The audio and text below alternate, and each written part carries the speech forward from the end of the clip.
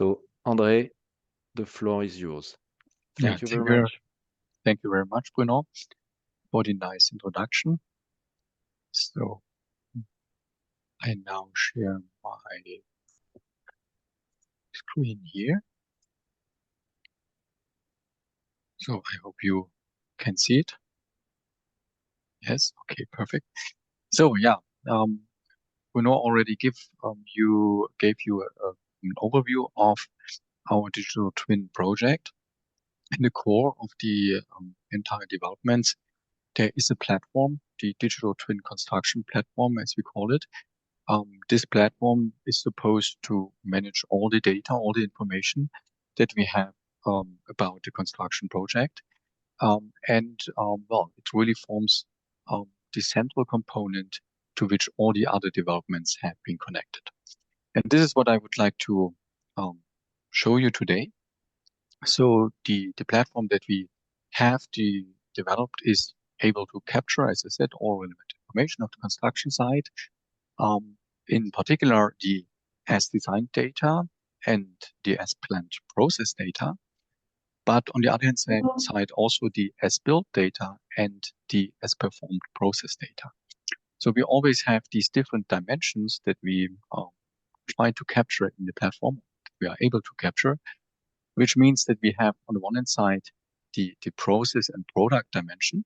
So both is very important and very relevant for the performance of a construction site. But we also have the intent dimension, so what was originally planned. And we have the status dimension, meaning we try to reflect what is currently going on, what is the current status on the construction site. And then we have, of course, the physical and the virtual dimension, but this is clear. Our digital twin tries to be a replica of what is going on in the real world. This is a little example of how you can imagine that's a typical construction site. Lots of things are happening, and it's a big effort to really make sense of what is going on. So what we see here is raw data from a camera in this case, but also we see a first step of processing. In this case, the workers have been detected and parts of the equipment.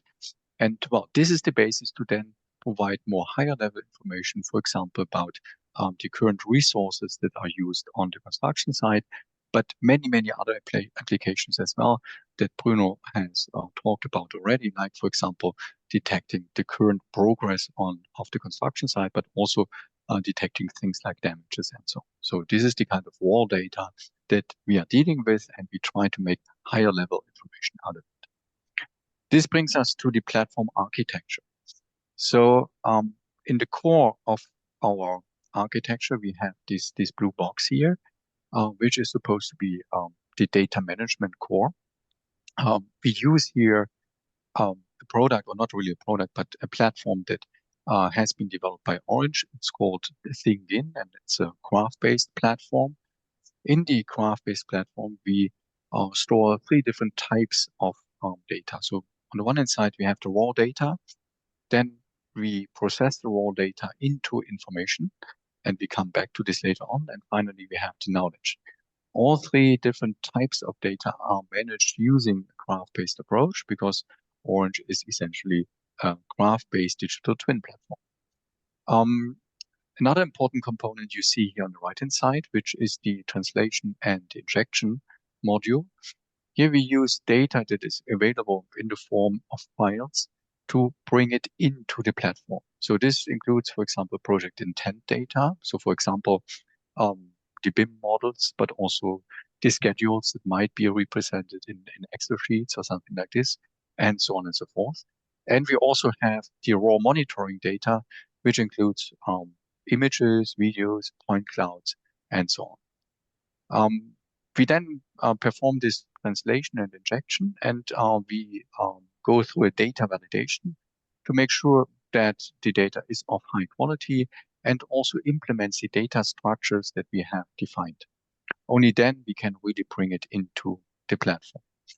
Of course, we have also an authentication module, which makes sure that only people that are allowed to have access really have access to the platform.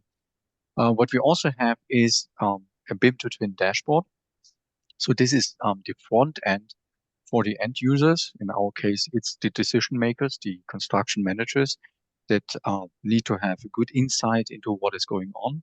And this dashboard represents the digital twin data, information, and knowledge in a way that can be easily consumed. On the other hand side, we have also the user interface of ThinkIn. This allows us to see the raw data, the raw graph structure that are stored in the platform, and helps us to navigate this kind of information. On top of that, you see here the different services. These services are very important because they provide a lot of additional functionality, like, for example, processing images to higher level information by detecting certain elements in the images, processing point clouds, detecting equipment, and so on. And this is also a very important feature of the platform. It's modular and it can be easily extended by using web APIs. So we have open, well-defined interfaces that allow to connect these services in a quite straightforward manner. Let me come back to this concept of data, information, and knowledge, which is really at the core of our data structures. So it was clear for us from the beginning that we really have to distinguish between these different qualities of data. So on the one hand side, we have really the raw data on the lowest level, which is unprocessed, more or less unprocessed, like, as I said before, images, videos, point clouds, and so on. Then on top, we have information, so information that has been created from processing this data, like, for example, detecting persons in the images, detecting equipment, detecting finished components in the images, and then, well, define a status of a certain component or identifying the number of resources on the construction site. So this is then already higher level information. And from all the information, then we produce knowledge. Knowledge on the one hand side of about the current construction site, but also across different construction sites. This knowledge is represented by so-called KPIs, key performance indicators that we have defined at the beginning of the project. And of course, these key performance indicators are then developed and determined on the basis of the information. For all three levels, we have defined ontologies. So on the lowest level, we have the BIM2TWIN data ontology, which helps us to index and navigate the raw data. So the raw data is stored as binary information. However, we use kind of a library that is represented by this ontology. Then we have the core ontology on top of that, so the digital twin construction core ontology, which really represents the most important part of the entire platform, because here we structure all the information we have with respect to the as design building, as built construction, but also with respect to processes. I come back to this later on. And on top again, we have a rather small ontology, which helps us to define these KPIs. So let's have a closer look on the core ontology and the data model that is lying behind it. So we have followed the concept of a modularized structure. So we have really a core model, and then we have certain extensions, for example, with respect to quality, safety, process optimization, and so on. We have then also used existing standards wherever possible to define these models. So you see here a number of available ontologies and other data formats that have been used and integrated, so to reinvent the wheel with respect to these data models. In overall, we have followed an UML-based development process. So we have defined the class diagrams first in UML. We have refined them, discussed them, and so on. And then when we were finished, more or less, then we translated this into an ontology.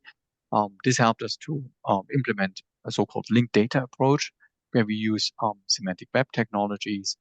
So the ontologies have been defined all the web ontology language, and the instances are represented by RDF. So we have RDF instance graphs that represent the concrete project that we have at hand. If we have a really close look now at the core ontology, you see here the UML diagram.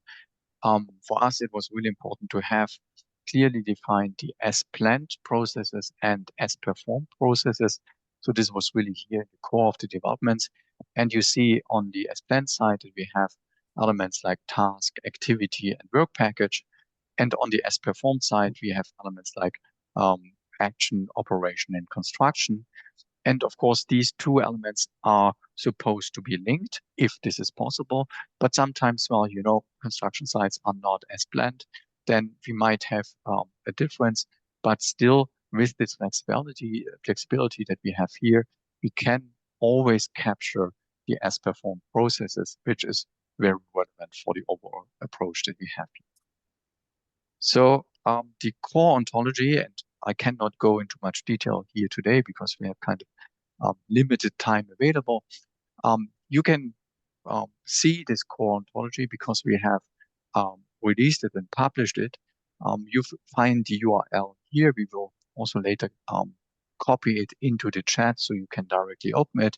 It's really publicly available, so everyone in the entire world can have a look on the ontology. We made it available in a way that it can be consumed by humans, but also by machines, by services, who can then navigate this ontology and explore this ontology. We have, for the humans, we have a very detailed explanation of all the different classes, attributes, and relationships. So I really invite you to have a closer look on the ontology. Then these ontologies are the data structures, and of course we have to manage the actual data. And to this end, our project partner Orange provided the Think in the Future platform. In short, ThinkIn. This is a very powerful graph-based platform that we could use here. Of course, we had to adapt it and customize it. Nevertheless, it provided already a very good basis. And to give you some insight into how this looks, we see here another movie from the platform. So it represents everything as a graph. And we have here now one node. You see the node information on the right-hand side, which represents the entire building. And from this node, we can use all the relationships that have been defined there to jump to one of the stories. From the stories, we can jump to one of the elements being there, which in this case is a wall, and we can query all kinds of information about this wall, like for example the status. Has it been built already, or is it still under construction? Does it have damages? Are the damages maybe improved and cleared, or well, does this element have any kind of problems? So this is the really core of the GraphVis platform. As I said before, it's super important for us to have a modular structure, so to be able to extend this platform in an easy way. And luckily, Think in the Future provides a web API, REST API, that you can easily use and connect all kinds of external services to this platform. So this, as I said, also had to be refined and improved. Nevertheless, now it's really in a good status, so we can show that also the other work packages have been developing services that on the one hand side provide data to the platform, and on the other hand side are able to also query information from the platform. A typical example of such a service would be, as I said before, the investigation of the different movies and pictures to find, for example, certain elements, and then provide back information about the completion of the individual building components. We have tested and validated this platform with the help of our pilot sites. Bruno talked about the pilot sites already. We will not go into detail here because there's another webinar planned on specifically these pilot sites. Nevertheless, I will quickly talk about how we brought the data from the pilot sites into the platform. So a certain number of pre-processing steps are required. So typically, IFC files are provided, which is good. So this is the design intent, the as designed building model. However, we found out that often the IFC files are not perfect, so we had to correct them. For example, some of the objects were incorrectly classified. We had to improve that. There were overlapping elements. There are also elements that are assigned to the incorrect story, so these kind of things had to be corrected. We also merged the different domain-specific IFC models, like structural and architectural models, into one big model, because then we could more easily navigate that. And of course, we had also very small elements, very specific elements that were not required for the investigations that we wanted to do in our project, so we had to remove them. Yeah, typically, these are the required setup steps when you have a new project that you would like to, well, bring into the BIM2TWIN platform. So first of all, you use the IFC injection module to bring in the data about the as-designed building model. So in this case, all the IFC elements will be transformed into graph elements, at least the most important ones. And we also store the geometry. However, the geometry is not represented by graphs, because this would be too big in terms of graphs. And also, we do not require to really model each and every triangle in the graph. But instead, we use a big binary object represented by PLY files. So this is a generic approach to represent geometry. And we make use of that here because it's also more efficient and more performant. We then also injected the schedule data. Very often this is available in the form of Excel spreadsheets. Of course, they have to be analyzed. We have to link them also, the individual tasks in the schedules, with the individual elements of the building model. This has to be done. And then we can also, if this is available, have information about resources, like number of human workers on the site, availability of equipment like cranes, concrete mixers, and so on. If this is available, then we can also extend our information in this regard. Yeah, here's one concrete example, one of the pilot sites located in Finland, in Postiaukio. This is a residential building, as you can see here, well, medium size, I would say. Again, I will not go into the details of this project because this will be covered later on. We had quite a good IFC model here. Nevertheless, we had to slightly correct it and improve it, but we could directly bring it into the platform. And we had also an Excel file, Excel spreadsheet representing the different tasks. However, it was in Finnish, so we needed some help from our project partner to understand what these tasks are about, and then also provide the links with the respective IFC models. In the end, we could really successfully evaluate our platform, having both on the one hand side the as designed information, as planned information that we see here, but then also data from the construction sites, from images, point clouds, and so on. But as I said, this will be covered in detail in one of the next webinars. So now this is kind of the core aspect of our data management platform.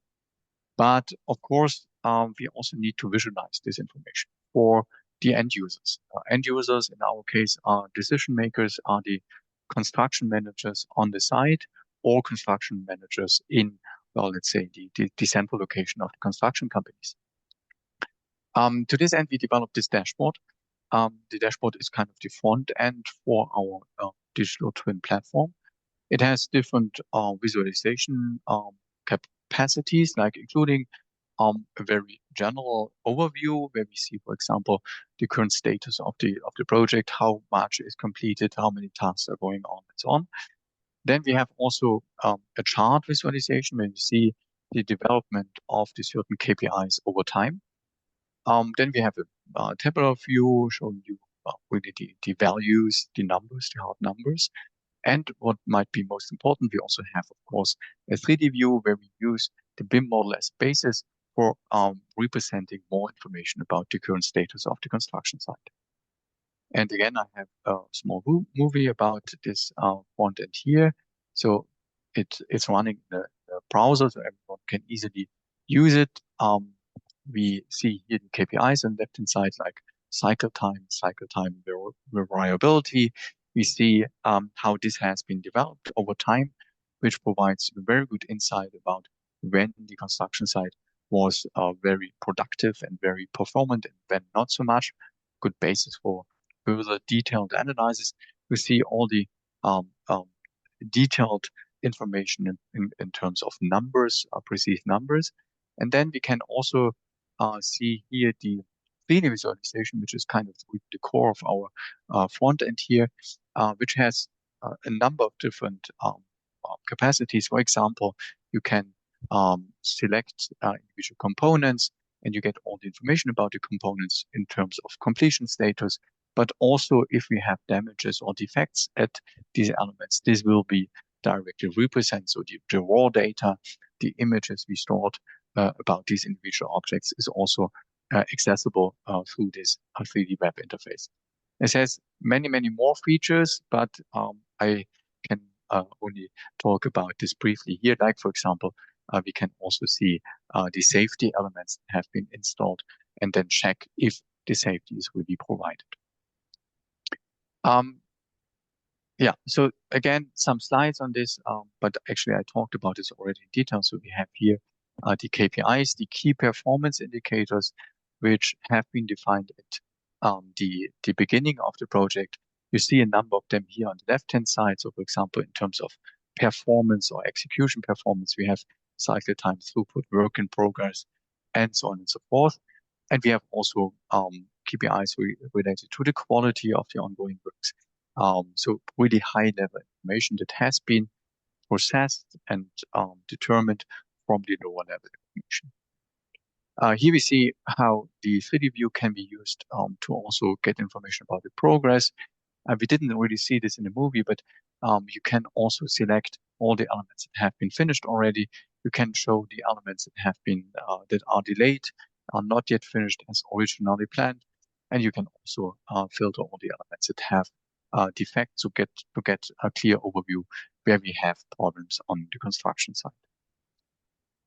And this is also something that I said already. We have also the option to combine images from damages, for example, and not only this, but also this kind of higher level information that has been created using AI algorithms as one of the services of the platform, where we have something like the timestamp, but we also have the classification. So in this case, this is called honeycombing. We have the total defect area, and we can also assess how critical this defect is. So all this information is stored in the platform, but it's also provided to the end users using this web interface, this front end dashboard. So this brings me already to the end of this quick presentation. It was, as Ilaria said, almost 4 years of development. So we don't have the time here to go in each and every detail. Nevertheless, a quick summary. So we have talked about this BIM2TWIN platform. It's a very capable data management platform. It was important for us to have really these 3 different levels of data: the raw data, the information, and the knowledge. We define for each of the different layers very well-defined data structures, which are expressed using ontologies. To really manage and maintain the data, we use Orange ThinkIn, which is a very powerful graph platform that can be accessed via REST APIs. So you see all the arrows here are essentially accessing the decentral platform through a REST API, which makes the entire system very modular. And this is especially important because we have all the different services that provide certain functionality, like image processing and so on, and can be easily attached and connected with the platform. And we talked about the dashboard in detail. So this is really the basis then for the decision makers to make sense of all the information and knowledge that we have provided. All right, that's it from my side. And if I'm not mistaken, we now have a bit of time for questions. Exactly. Thanks a lot, Professor Borrmann. Yeah, now the floor is open. If you have any questions, you can ask them directly, write them in the chat, or write them to me and I will read them to everyone.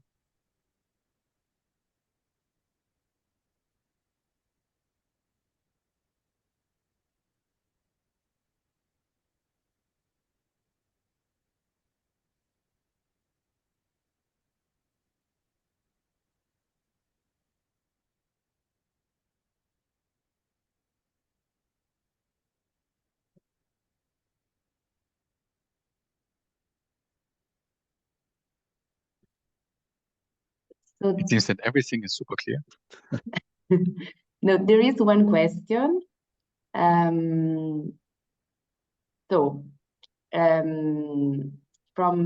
Singh Abhishek, thank you, Professor Borrmann, for the insightful presentation. Request you to elaborate on how the data from site flows to the developed framework. And the follow-up is how this data is registered upon receiving from site. Yes, very good question. So maybe I go back to the general architecture. So we have here exactly this box, raw monitoring data, and essentially this is exactly how we capture the data from the site. So we have different monitoring techniques. This includes, on the one hand side, the images like the movie we have seen in the beginning from the crane cameras, but we also use other devices like laser scanners, and we have also data from the construction managers, like manual data. Especially for the raw monitoring data, like for example the images and the point clouds, we provide them in the platform. In this case, we speak about the data level. So this is more or less untouched data. So we will really store all the images that we get. However, as I said before, in a quite binary form. So this is not using really the graph structures. In the graph nodes, we simply store meta information about who has provided this data at which point of time, and so on. Then we have these different services, and one of the services, and this will be presented directly in the next webinar, is able to process these images and identify, for example, the number of workers on site. And then this is brought back to the platform. And in this case, we give this information into the information part, where we then have information, for example, about the resources, but maybe what is also very important, the detection of elements. So this is one of the other services that we have developed in the BIM2TWIN project, that we are able to detect, for example, individual columns, individual walls, and so on, and then know, okay, this element is really finished, it is done, and can provide this information then to the process part of our core ontology. So this is the typical flow of information here. We have the raw monitoring data coming into the platform, being stored to a quite big extent, and then being processed again by other services that in return provide higher level information. So yeah, that's the basic principle here.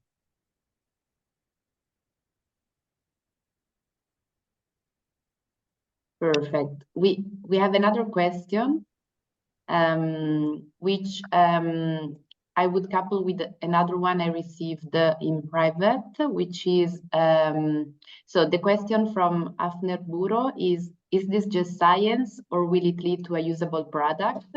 And the other question is, will the platform be made commercially available? Yes, both are very relevant questions. So of course, it's a research project. So of course it's science, so to say.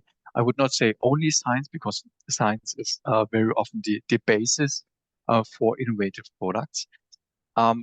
The decision to which extent this will be made a product is currently being assessed by the different industry partners. So I'm from the Technical University of Munich, so we are not creating commercial products. We don't have the resources for that.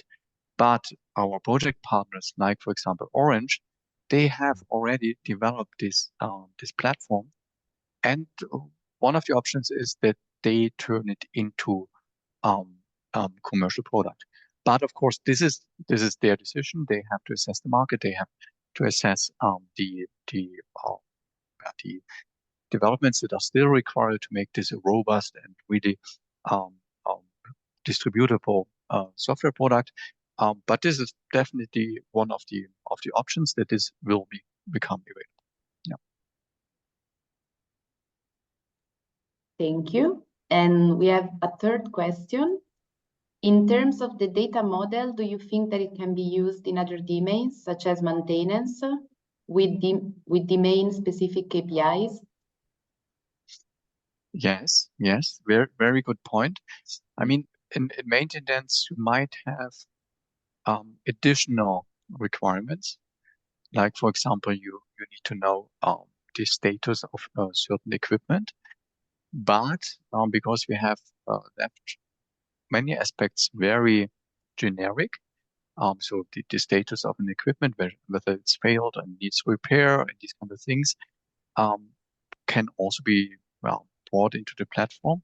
Maybe here and there, some extensions would be necessary, but because it's so flexible, these kind of extensions should be easily being performed. So yes, I would say the platform can be continued, and actually that's also one of the things that we propose in our project, to not only use the platform throughout the construction, but use all the information that we have about defects and so on, then also through the entire life cycle. So we didn't have the focus on the maintenance aspect, but I would say yes, that's possible. Mm-hmm.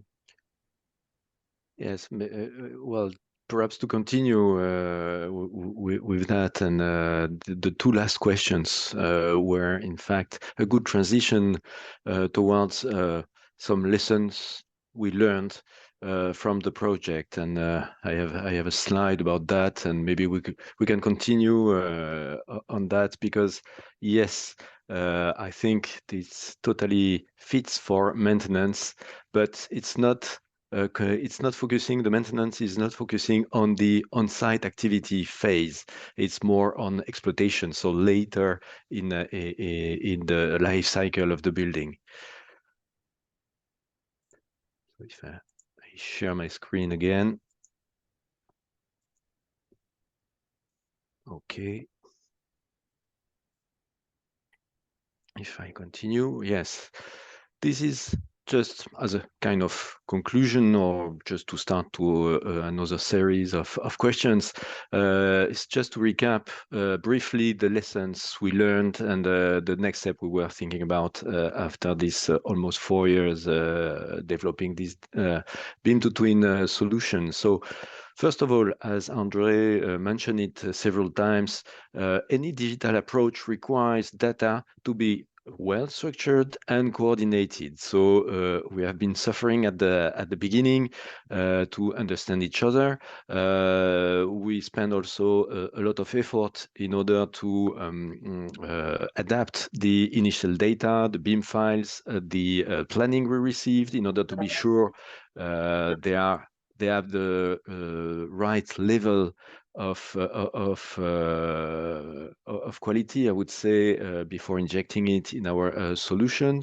We spend also a lot of time to coordinate the information that was present in the BIM with the information present in the plannings, how to make the link between a column that is described in a BIM with a task corresponding to the erection of this column in the planning, if they have not the same ID, the same identification. So it was based on human reasoning, but how to proceed to base that on computing only. So it requires, again, coordination and a structured approach for that. Few words about then the maturity of the technologies we use. So as said and as demonstrated by André, linked data approach was the right choice and is mature enough for the platform. We are very happy with this technology. When we are talking about the acquisition device, for instance, well, it was something that has evolved over the duration of the project very much. So it's rapidly evolving. We were expecting more accuracy from some devices. For instance, the one that is providing point clouds. But there is always a balance. If you would like to be more accurate, then you need more data, and the volume of data to be processed can become also too big. So it's a balance. And for the moment, well, we put the cursor at a level that we were able to process the data, but the accuracy at the end was around the centimeter, where we were expecting the millimeter. But it's something that is evolving very rapidly. In terms of, well, future tracks, future research tracks, well, as I said, we were focusing on the on-site activities. So in the life cycle, it's how to facilitate the deployment of such solution easily. So how to facilitate from the design to the execution transfer. This is something that has to be envisaged in order to lower the cost of such a solution to be deployed. And then at the end of the erection, when we are starting really the operation, the exploitation of the building, how to make it as efficient as possible. So I think there could be already some links to be done with the digital logbook. Or how we can also link what we have done with something more active around the safety for the workers and equipment, and then how we can think about off-the-shelf offering. In order again to facilitate the deployment of such tools for the follow-up of on-site activities that may be quite quick in time. I mean, we have seen with our construction sites, sometimes it was a question of 3 months, 6 months. So it's very quick. And if we want to have this digital twin offering for them, it must be deployed very quickly and at a reasonable amount of money. Well, that's what we learned and what I would like to share with you. And now I think this is it for me, and it's time for other questions, if any. Yeah, actually there is another one. That is, was there integration of existing building-related ontologies like brick into the DTC ontology? Yes, maybe I would like to invite also Jonas to talk about this in detail. So we have indeed done an intense investigation with respect to existing ontologies.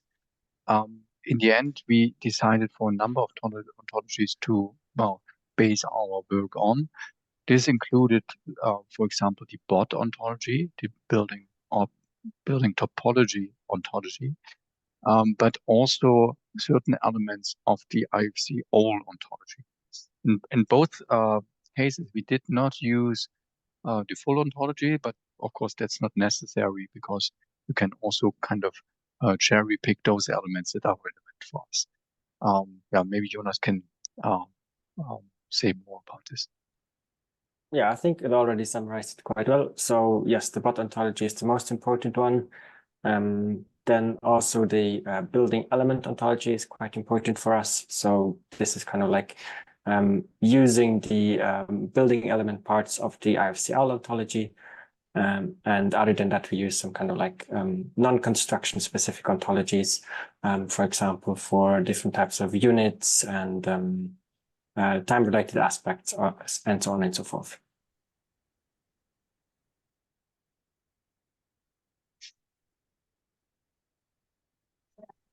Bruno, maybe you can show this slide again where you have the next webinars, because that might be interesting for our viewers today. Okay.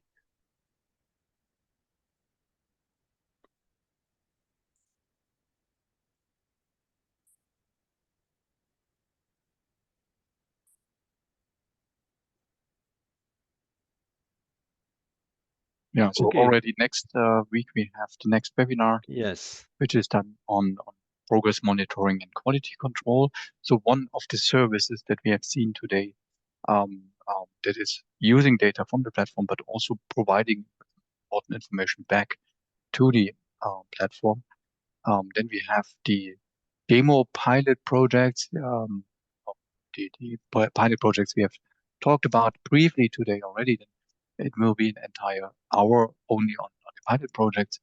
And then we have occupational safety and health and equipment optimization at the 26th of March and production planning at 1st of April. So it's now really a series of webinars where we go into more detail about the individual services, essentially. Yep.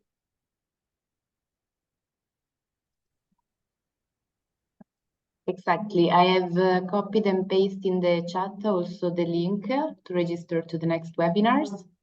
If there are further questions, doubts, curiosities, please feel free to ask them. If not, we will, like in short, we will close the webinar.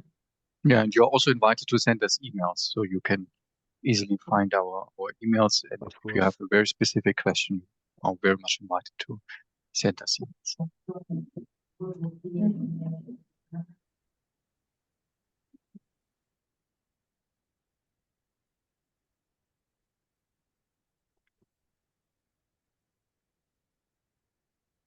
Okay, so thank you very much. I think that we can close down this this webinar.